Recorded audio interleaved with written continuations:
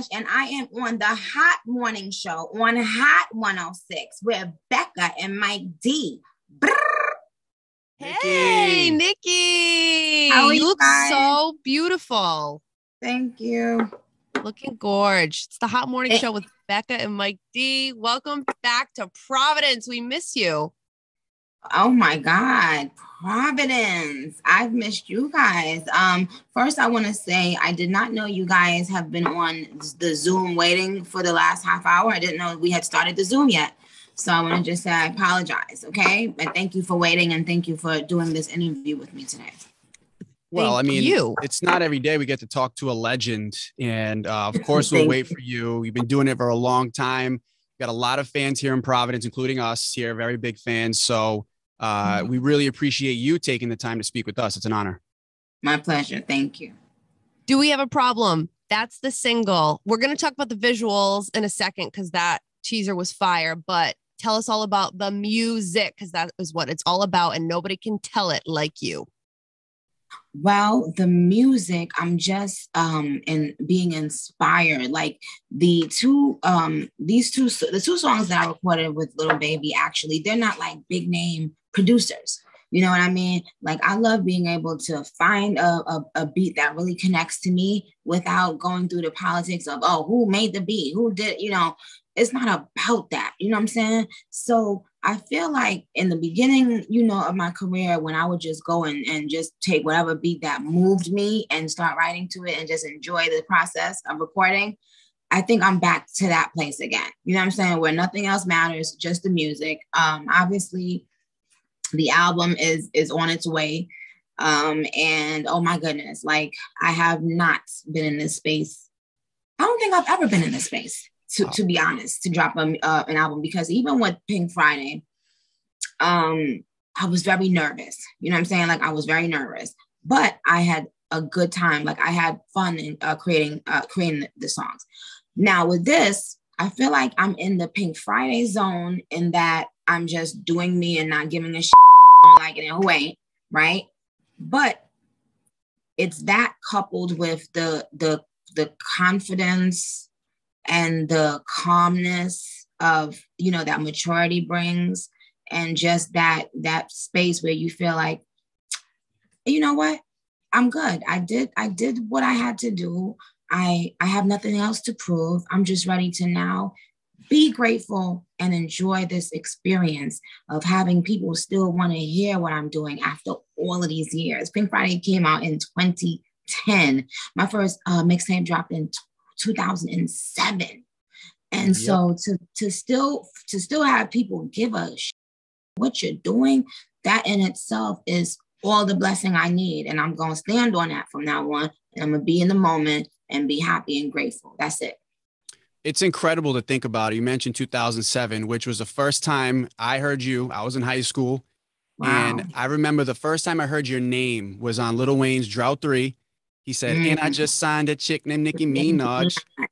And I heard that. And then obviously we heard you on that mixtape as well. I think I Can't Stop, Won't Stop, I think was the beat, which was classic. And then your mixtape followed. And I've been a fan ever since. The longevity is incredible. And it's great to hear that you're in this space, because I feel like with fellow legends that have lasted a career at the top, not just a career at the top like you have for this long, it's great to see that you're in that space. It kind of reminds me of like a Hove, right? Hove's lasted so long and he's kind of got that confidence, and now he's making albums where he has that maturity. And so what is it like making music now in that headspace? It's I guess, okay. When I was writing for like the 3 new tracks on Beam Me Up Scotty, when we did the re-release, it was pressure, because it was just like, you know what I'm saying, I'm getting my feet wet again. I'm like, oh my goodness, I was overthinking a lot and worrying. Once I got over that hump though, and I realized people just want to hear me rap, I was like, man, you know what? Forget all of that nonsense. So now when I come into the booth, when I come into the studio, really, I do a lot of freestyling, just going in the booth and seeing what first comes to my head, right? Of course, I'm going to eventually come out and write it and fine tune it. But recording in a confident space is being able to step outside of yourself and know guess what? I may not have said this word perfectly, but the fans are going to appreciate that rawness of this. Like, I'm leaving it like that. I'm not going to rob myself or my fans of that experience of just having happy Nicki. You know what I'm saying? That's where it is. It's you know, and guess what? I still rewrite verses a lot, but I just know, I think now, like the other day, I was in a group chat with like my like people from my label and stuff. And because I had sent someone back a verse, and I said, I don't normally say this, y'all, but this verse is something. I forgot what word I used to describe the verse. I was like, I body that shit. And I was like, I don't normally say that, but I'm saying it this time, you know? So it was like, normally I would have still been going back to that verse and saying, well, I could have got this word right. I should, but now, no, I'm outside of myself looking in like, yo, you bodied that, and leave it the fuck alone and go about your business. You know what I'm saying? So that's where things are different now with that level of maturity and confidence. That's all. But do I still put my all? That'll never change. I'm never, ever, ever going to walk into the booth and not give my all. I don't know how to do that. My brain is not programmed to do that. You know, that's to be a good thing. Yeah. That's incredible. And I have to say, on Seeing Green, the confidence came through on the music. You could hear it in the verse. It's just like, I had to run that song back like 5 times in a row. The Three-Headed Monster back. All 3 of you absolutely killed it. Do you hear them, or do they hear you? And you guys like compete? Like, it sounds like a competition. I was like, God, like what's next? They're going to drop 2 more verses and just have us like our head spinning? Right. Yes. Yep. I think we are always competing. I think Drake and Wayne and myself, I think we are very freaking competitive, you know, and I think that's what makes it fun. I remember one time when I was kind of like losing my way some years back, or just not feeling, you know, like I knew what I was doing. And Lil Wayne, he was like, yo, you need to be in the studio. He was like, you need to be around rappers. You need to be around that know what's really going on with the rap. Like, you know what I'm saying? That's why, you know what I'm saying? You feeling confused and shit. And he was right. You know, once I went to Miami, and I'm like walking in my room and then walking in Wayne's room and hearing his metaphors, and then, you know, Drake coming by and playing stuff and stuff like that. Yes, he's right. When you're around other like minds, you know, I would imagine that when a basketball player that's great, when he plays on the court with other great people, you know what I'm saying? It just, you know, it just makes it that much better. That feeling of like, yo, I'm competing with the best. So I'm going to go super duper hard, because I know that if I make a mistake on anything, it's going to be another person that's thinking just like me, going just as hard, that's going to eat my food. You know what I'm saying? So yes, I think that's what's been going on. It's always great, you know what I'm saying, to just be around people that's hungry and that love the craft as much as you do. Mike, that's just like us. Yeah, I guess so. Yeah, I look forward to doing a show with you every morning. We compete. It's true. So Do We Have a Problem is the single. And I just want to shift from music to mommyhood and kind of put it all together. I'm a mom, Nicki. I got 2 little girls at home, 2.5 and 5 months old. I know that becoming a mom changed the way I approach my job here doing radio. How has being a mom, this is the first single since becoming a mom, how has that changed your approach to music? Well, it just, you know, there are certain things that I say that I, you know, think twice about. Now, on these particular records, with Little Baby, it didn't really change anything like about that rawness, instinctive, that raw instinctive in me to just be gritty and grimy. It didn't change that. But when I was pregnant, it did. I said this on a couple interviews, that when I was pregnant, I didn't feel comfortable with making very sexual records and spitting very sexual verses. I just wasn't there. You know what I'm saying? So that's what changed. And of course, I listen back to songs now, and jokingly, sometimes I'll be like, I tell my husband all the time, like, oh my God, soon we ain't gonna be able to play this song, and soon I ain't gonna be able to say these things in front of this little one, because he's already repeating stuff that we're saying. That little sponge. sometimes we'll look at him like, what you just say? Yeah. You know, so yeah, so I do have to figure out a way how I'm going to be playing my music around Papa Bear, because I don't want him hearing curses and stuff like that. So I'm gonna have to make that shift very soon. Or you're just gonna have to do a remix to "We Don't Talk About Bruno" on the Encanto soundtrack. Oh my what? God. Oh God, we don't. It's a Disney. She went to the Disney route. There's a huge movie out right now. I'm sure that Papa Bear will get there eventually. Yes, he's not there yet. And I'm sure he loves music because it's in his genes. Loves. Yep. He knows how to dance. He has rhythm, natural rhythm. I don't know how. Like, he definitely gets that from his dad. Like, I don't know, anything you do, he can do it exactly like you. Like, he can completely, I don't know. It's just weird to see his little body do these little moves, and he's just so cute with it. But yeah, we're gonna have to figure out real soon if he can be just walking up in the studio when mommy's in here recording. Well, his mom's one of the greatest rappers of all time, so eventually it's just gonna happen, you know. I wonder what he's gonna. I always think, like, what's gonna happen the first. Like, I don't know how babies find out, you know, that you know, oh, my mom is like, people know my mom when we go outside, or people know me, and everybody's saying Papa Bear. I don't know how that happens. Like, there's no rule book for this stuff, so I'm just interested to see how he's gonna figure it all out. And that's what they do. Every day is a new adventure. And I'm sure that you're experiencing that. I want to get into Queen Radio, because that's something we really enjoyed. Is that something you're going to be doing again? Yes. Oh. I have already signed on a dotted line to do Queen Radio with a different company, a company I'm very proud to be working with. I can't wait to, but I'm going to let them put the announcement out. And you guys should probably get that announcement within the next couple of weeks. Awesome. But yeah, Queen Radio is back and in full effect. You do an incredible job. And, it's so entertaining to hear, obviously, the music side of it, but also like your personality. As personalities here, we do radio for a living.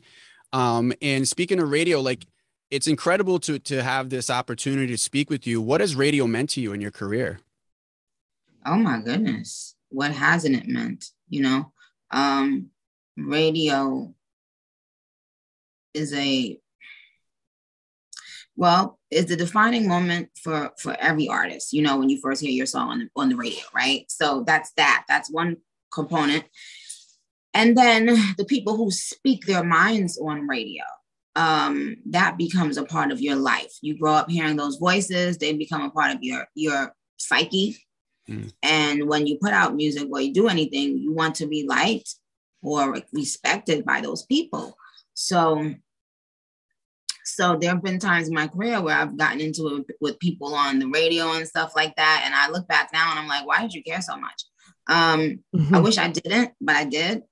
But I think it's just because no matter where you're from, radio plays just such a big part.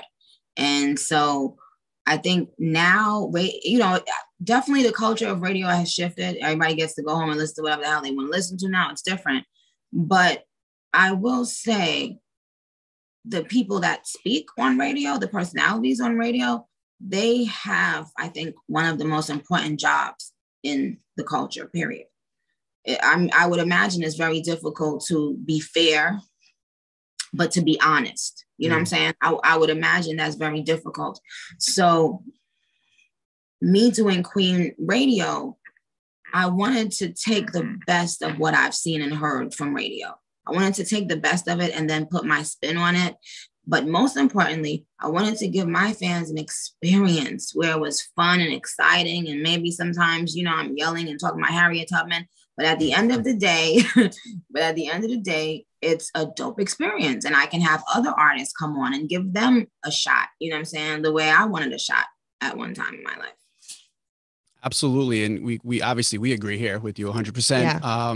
Speaking of your fans, the Barbs, we love them. We're big fans of the Barbs. We want to be with the Barbs. Like, if I have beef, I need to know they have my back, because we don't want to be against the Barbs.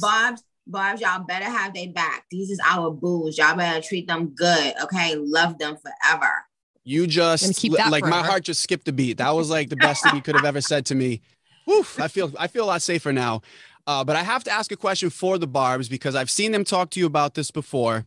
Oh, God. You have a verse on a song that has yet to see the light of day called New Body. And I know you mentioned that it's not necessarily in your hands, but can we manifest that that sees the light of day, please? Let me tell you something.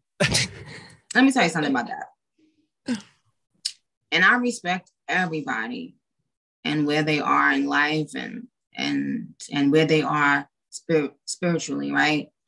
But you know what I thought was funny, what I got a kick out of recently, that the public adored New Body. Like if New Body was the biggest hit record that never came out. Absolute smash. Smash, right? So what I thought was interesting that it was that Kanye made me write my New Body verse 4 times over in order to fit into where he was creatively and spiritually in his life, right? Mm-hmm. Only to then I go on the internet a few months later to see him on Drink Champs. You know what I'm saying? Mm-hmm. Rolling a blunt or smoking. I don't know what he was doing, but I said, "Now ain't this a?" You're not alone, Nicki. I'm like, what? You know, I missed it by a year, I guess. I guess by a few months, Mike. I guess I missed it. You know what I'm saying? Because now, had New Body been out when he was not in his gospel sort of era, then it would have seen a light of day. But it didn't. So it wasn't meant to be. But yes, everybody knows that was the hit that got away. It absolutely is. And Nicki, it kills us as fans because the song's a smash. And who knows? Maybe what if you get the call for Donda 2 and it appears? Well, or is the ship sailed? Or is the ship sailed at this point? Yeah, I think the ship has sailed for New Body because now everybody, fair enough. Everybody has come to love, you know, the original way they heard it. So I'll just let everybody have that in their hearts. And it is what it is. Sometimes stuff happens like that in rap, in our world. You can't predict how things are gonna be presented to the world. So it is what it is. But we can predict that Do We Have a Problem is going to be legendary. We can't wait to hear it. Nicki Minaj, thank you so much for coming on with us. It's been such a pleasure. It's been a pleasure. Thank you guys for having me. Thank you guys for waiting to talk to me. And hopefully if I'm in your neck of the woods, I can stop by and hang out. Anytime you want. Door is always open.